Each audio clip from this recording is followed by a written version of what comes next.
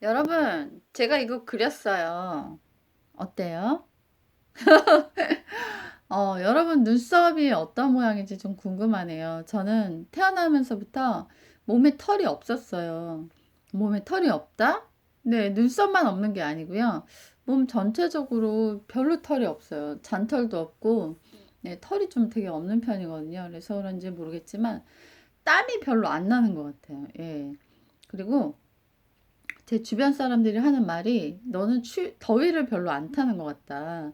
추위는 많이 타는데 더위는 좀 많이 안 탄다고 그러더라고요. 근데 다행히 머리털은 좀 많아서요. 아침마다 웅큼웅큼 빠지고 있지만 별로 두려워하진 않습니다. 네. 근데 제가 눈썹이 좀 많이 없거든요. 심하게 눈썹이 없어가지고 이렇게 항상 그리고 다녔는데요. 예전에 이제 버스 타거나 이럴 때 항상 내리면 거울을 꺼내가지고 눈썹이 지워졌나 확인하는 것이 저희 일상이었어요.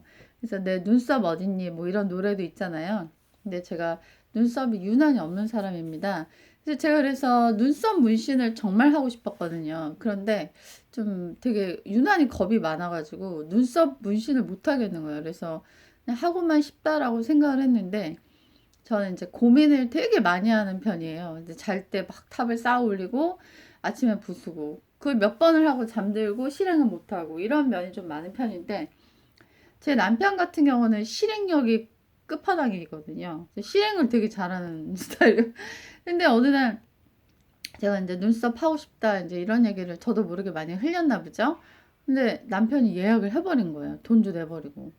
그래서 어쩔 수 없이 그냥 아우 실행력이 좋으니까 그래서 제가 어쩔 수 없이 그냥 눈썹을 하러 갔어요.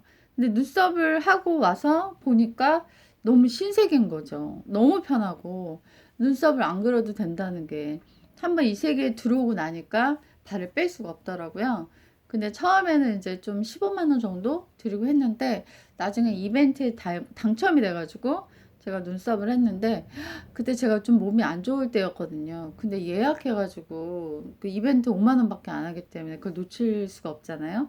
그래서 눈썹을 했는데 제가 이제 리터치 막 하면 돈 더 내고 막 그래야 되더라고요. 이 세계가 좀 그렇더라고요. 그래서 제가 그냥 한 번에 굵고 진하게 해달라고 그랬어요. 그랬더니 그 이제 샵 그 주인께서 그러면 너무 지나치게 짱구가 될 텐데 직장도 다니셔야 되는데 괜찮으세요? 이러는 거예요. 그래서 짱구라도 상관없다고. 그냥 경제성, 오직 경제성 그 중요해가지고 그냥 짱구 눈썹으로 했어요. 근데 정말 심하게 짱구인 거예요. 근데 그분이 기술이 되게 좋으셨어요. 근데 짱구인데도 되게 예쁜 짱구 있잖아요. 눈썹이 되게 진했는데 약간 그 사극에 나올 법한 눈썹이었거든요. 근데 제 얼굴이 그렇게 또렷해질 수 있다라는 걸 제가 처음 느꼈고요. 이제 제 남편이 부럽다고 자기도 하고 싶다고 막 그럴 만큼 이제 그쪽에 이제 단골이 되길 원했는데 이제 그분이 멀리 가셔서 아쉽게도 이제는 또 방황을 해야 하는 상황인데요. 아무튼 그 제가 짱구 눈썹을 얘기하는 이유가요. 제가 못 해본 걸 도전했다는 것이죠. 근데 제가 이제 도전을 잘 못하니까 우리 신랑이 항상 이렇게 옆에서 코치 역할을 해줘서 어쩔 수 없이 그렇게 실행을 한 거지만 결국 가서 이제 얼굴에 그런 것들을 대는 건 제가 해야 할 부분이잖아요. 근데 그걸 하고 나서 제가 굉장히 좋았던 느낌을 잊을 수가 없습니다. 그리고 이제 제 인생의 또 다른 도전인 안경 쓰기. 뭐 안경 쓰기가 도전이냐, 그 많은 사람들 쓰고 있는데 라고 할 수 있지만 저는 안경 쓰는 게 저한테는 도전이었어요. 왜냐하면 제 얼굴이 되게 못생겨 보이더라고요. 그래서 학생들 안경 뺏어가지고 몰래 껴봤는데 인물이 훨씬 이렇게 감퇴하는 걸 느껴가지고 제가 안경을 끼지 못했었는데 최근에 좀 사는 게 불편해지면서 안 되겠다. 안경을 껴야겠다. 그래서 안경을 맞췄는데요. 안경이 이렇게 좋은 것인 걸 좀 처음 느꼈어요. 어느 곳에 안경을 맞추냐에 따라 되게 달라질 수 있구나 이런 걸 느꼈고요. 일단 안경을 끼니까 모든 것이 되게 뚜렷해 보이는 이 신세계. 그러니까는 사람들의 얼굴이 항상 뿌옇게 보여가지고 얼굴에 이목구비가 잘 안 보였었거든요.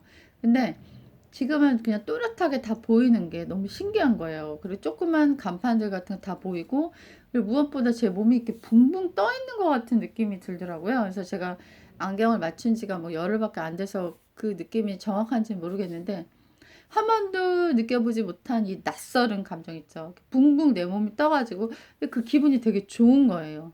그래서 안경을 눈을 꼭 잘 봐야 할 때만 써야 하는데 저는 그냥 막 장 보러 가거나 돌아다닐 때도 막 끼고 다녔어요. 왜냐하면 붕붕 떠 있는 내 몸이 막 길쭉하게 길어진 것 같고 키가 굉장히 커져 있는 듯한 내 밑에 뭐가 달려 있는 듯한 막 이런 느낌이 되게 좋았어요. 구름 위를 나는 듯한 느낌이라고 할까?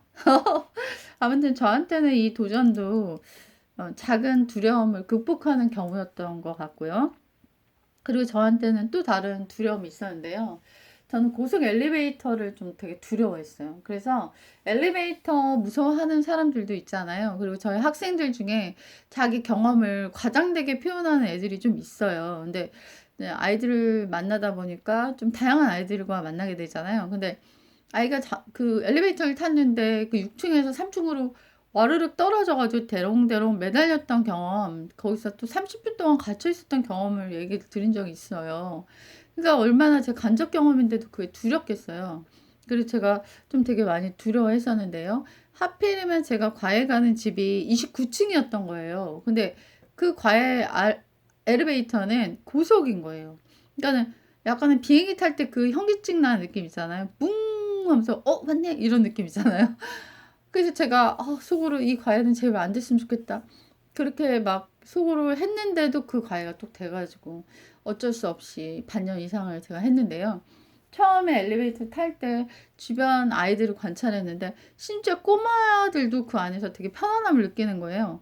근데 아이도 저런데 어른이 내가 왜 이럴까 막 이런 좀 마음도 들었었는데 그리고서 이제 그 탄 그 여고생들이 있길래 혹시 이 엘리베이터 고장난 적 없냐 이렇게 물어보니까 그 아이들이 너무나 천진난만한 표정으로 가끔 딴 데서 멈출 때도 있어요. 그런 무서운 말을 아무렇지도 않은 표정으로 감정 없이 해서 놀라기도 했습니다. 아무튼 그 고속 엘리베이터는 정확히 한 1, 2주 만에 극복이 되었고 조금의 두려움도 없이 편안하게 타는 제 자신을 보면서 정말 심리학자들의 말이 맞았구나. 두려움이라는 것은 대면했을 때 사라지고 점점 그것을 돌파했을 때 없어지는 것이구나. 이런 걸 좀 제가 많이 느꼈습니다. 네. 이 외에도 저한테는 구름대와 같은 많은 두려움들, 작은 공포들이 있습니다. 근데 작은 공포들을 직면하고 극복하면서 느낀 건요. 또 다른 거 한번 도전해 볼까? 이런 것들이 생겼다는 거고요. 제가 어저께 처음으로 화상영어를 시작했는데요. 제가 화상영어 수업 신청을 받고서 굉장히 고민을 많이 했어요. 이거는 나는 기계치고 나는 기계랑은 나는 좀 울렁증이 있고 나는 안 될 거야 그랬는데 세상에 우리 남편 실행력 좋다고 했잖아요. 컴퓨터 딱 사다 놓은 거예요. 노트북 최신형. 얼마나 놀랬겠어요. 나는 한다고 말 안 했는데 난 준비도 아직 안 됐어. 근데 어차피 코로나 시대는 이걸로 가야 돼. 여보. 할 수 없어. 그러면서 딱 준비를 해놓고 심지어 내가 없을 때 내 방에 키보드랑 완전 세팅을 완벽하게 조명까지 다 그리고 뒤에 배경까지 달고 있는 거예요. 그래서 어저께 제가 막 화를 내면서 배경은 내가 원하지 않는다. 조명도 쌍으로 막 2개 달아놓고 그러니까는 그 화상 수업을 할 수 있는 완벽한 환경을 만들어 준 거예요. 근데도 저는 노트북 산지 한 달 넘었는데 한 번도 안 켜봤거든요. 그 정도로 기계를 싫어했고 그 노트북이 눈에 보이면 슬펐어요. 그랬는데 저희 남편이 유튜브로 그걸 줌 수업하는 걸 혼자 굉장히 공부를 하더니 제 눈치를 보면서 하나씩 하나씩 알려주는 거예요. 근데도 저는 계속 좀 굉장히 투정 부리고 따증 부리면서 안 배우려고 그랬어요. 안 배우려고 그랬는데 남편의 얼굴이 막 나오고 이러면서 좀 재밌더라고요. 그러니까는 참 학습자의 수준에 맞게 조금씩 호기심을 건드려가면서 가르치더라고요. 만약에 강요하면서 이렇게 배워야 돼 했으면 제가 막 안 했을 것 같아요. 근데 저를 잘 알고 그런 식으로 저를 학습시켜서 어저께는 심지어는 시범 수업도 했고 시범 수업 후에 이제 등록하시겠다고 말씀하시더라고. 1호 그 화상 수업 학생이 생겼습니다. 그걸 보면서 이 엄청난 기계치인 제가 이 노트북 수업을 시작한다는 게 전 정말 놀라웠습니다. 저는 정말 써놓은 글이 3,000개가 넘고 어마어마하게 글이 많지만 투고한 적이 사실 출판사에 투고한 적이 3번인가? 근데 왜냐하면 그거를 노트북에 넣어서 편집하고 카테고리별로 분류하고 이런 걸 제가 못하는 거예요. 그냥 쓰기만 그냥 굉장히 많이 써놓고 그런 것들을 해서 이제 그 책으로 만들 수 있는 그 밑작업을 못해서 투고를 못해가지고 지금 그냥 항상 말로만 작가집 항생입니다 이렇게 하고 다녔거든요. 근데 이제 이런 노트북이 저의 책상에 생기면서 제가 이제 이런 것들을 해야 되지 않을까. 그러면서 이제 화상 수업을 하면서 PPT도 한번 만들어 볼까? 뭐 이런 식의 생각들이 들면서 내가 한 번도 안 해본 거 있잖아요. 미지의 세계. 내가 이제 발을 들이게 되는 거예요.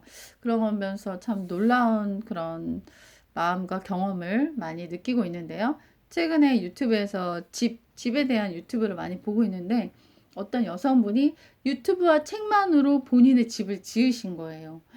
가정주부가 평범한 한 번도 그런 일 해본 적도 없고 건축을 하신 분도 아닌데 근데 자기가 하다 보니까 이게 소질이 있는 걸 알게 됐고 남편도 그걸 보면서 건축학교를 6개월 다녔는데 배운다고 그 사람은 되지 않았대요. 그래서 본업으로 돌아가고 본인이 거의 다 집을 다 지으셨고 그 안에 싱크대와 뭐 가구들도 다 뚝딱뚝딱 여자분이 다 만드신 거예요.